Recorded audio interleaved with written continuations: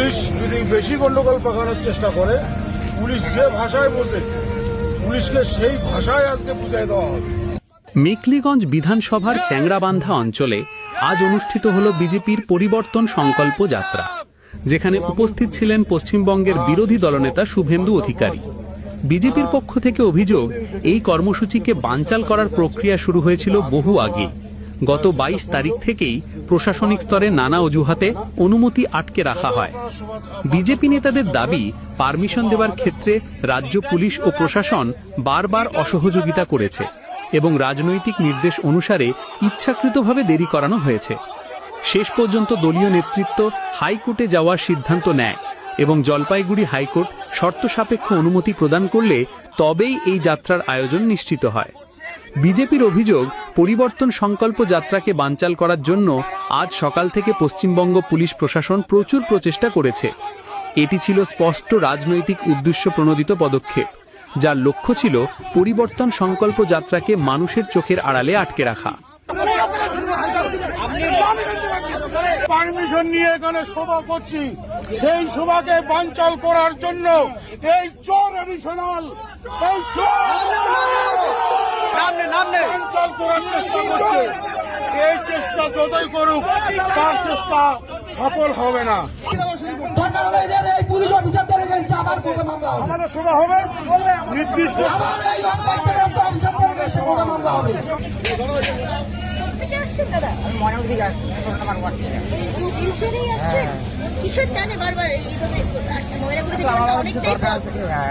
সাহায্য দরকার। তারপরে আমি ওখানে এই পার্টি করি, তো আমাকে অনেক লোক মারধর করছে, এই জন্য আমি বলতে আসছি। আপনাকেও মারধর করে? হ্যাঁ, প্রতিবন্ধী মারতেই পারে, এখন ওদের ক্ষমতা আছে, এখন মারবে না কি করবে? যার ক্ষমতা রোজগার মূল্যটা। আমার নাম অমিত মন্ডল, ডাক নাম কালা মন্ডল।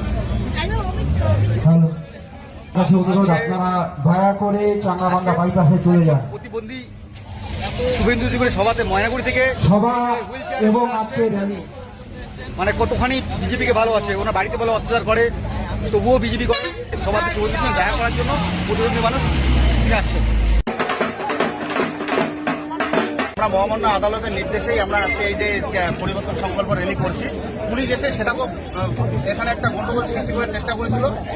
দেখুন না, আমাদের যে জনতার যে ঢল নেমে এসছে আমাদের এই মিছিলকে কেন্দ্র করে, তাতে তো বোঝা যায় মানুষের রিয়াকশনটা কি। মানুষ শুধু ভোটের দিনটার জন্য অপেক্ষা করছে, যেদিন ভোটটা হবে সেদিন বুঝিয়ে দেবে মমতা ব্যানার্জির সরকারের, টিএমসি সরকারের কি অবস্থা। আমাদের র্যালিতে যোগদান করবেন। পুলিশ কত চেষ্টা করুন, পুলিশের চেষ্টা ব্যর্থ হয়েছে। তবে এসব বাধা সত্ত্বেও চ্যাংরাবান্ধায় আজ দেখা গেল ব্যতিক্রমী দৃশ্য। শুভেন্দু অধিকারীর আগমনের পর গোটা এলাকা ভরে যায় জনসমুদ্রে।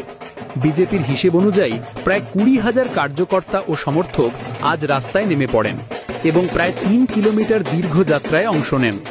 মানুষের ঢল, স্লোগানের গর্জন, পতাকার সমুদ্র এবং দলীয় উৎসাহ সব মিলিয়ে চ্যাংরাবান্ধা আজ কার্যত রাজনৈতিক উৎসবের আবহে রূপ নেয়।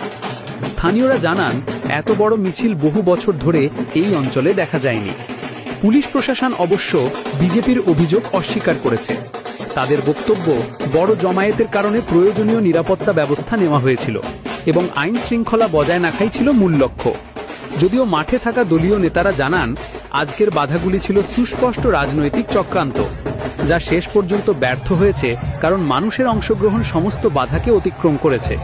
সব মিলিয়ে 22 তারিখ থেকে শুরু হওয়া প্রশাসনিক জটিলতা, হাইকোর্টের অনুমতি এবং আজকের দিনভর বাধা সত্ত্বেও পরিবর্তন সংকল্প যাত্রা অনুষ্ঠিত হওয়ার পাশাপাশি বিপুল জনসমাগম রাজনৈতিক মহলের নতুন আলোচনা জন্ম দিয়েছে। আগামী দিনে এই মিছিল মেকলিগঞ্জ সহ উত্তরবঙ্গের রাজনীতিতে কী প্রভাব ফেলবে সেদিকেই এখন নজর।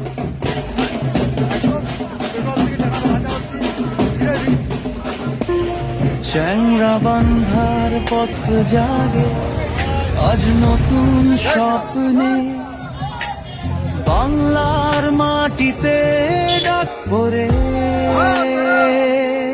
পরিবর্তন রথে।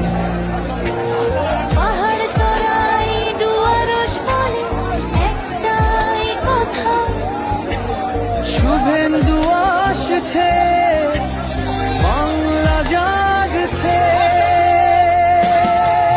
পরিবর্তন যাত্রা আজ পথে নামে, বাংলা ডাকছে, ওঠো সবার সাথে,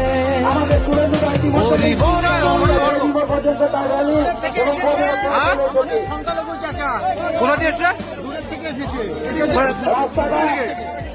ধূপগুড়ি।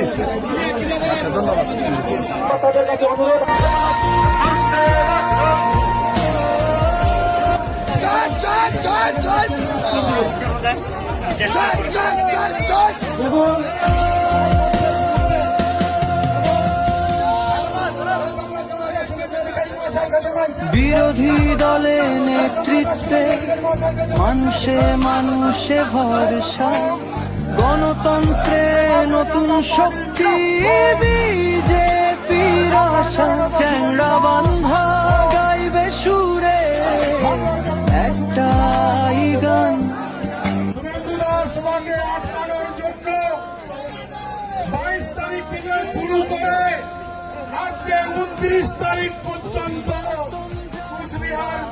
কুচবিহার জেলার SP, additional SP, SDPO, Mekhliganj থানার ওসি তারা সকাল থেকে চেষ্টা করেছেন। তাই কুচবিহার বলে আমি জানাতে চাই, আসুন দেখে যান আজকে মেঘলিগঞ্জের গেরুয়া ছবি চারটে তারা মমতা বেগমের জুতার ছাল তুলে দিয়েছে।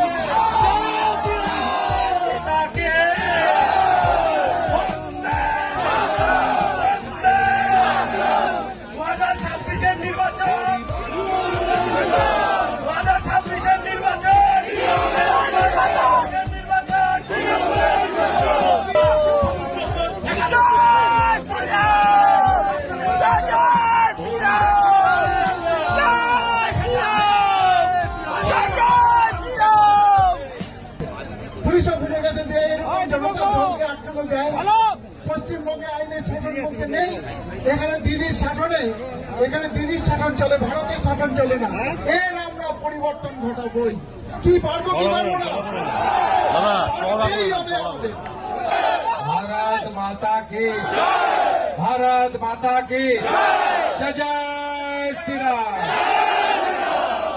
মমতা পুলিশ কর্মসূচি আটকাতে পারলেন?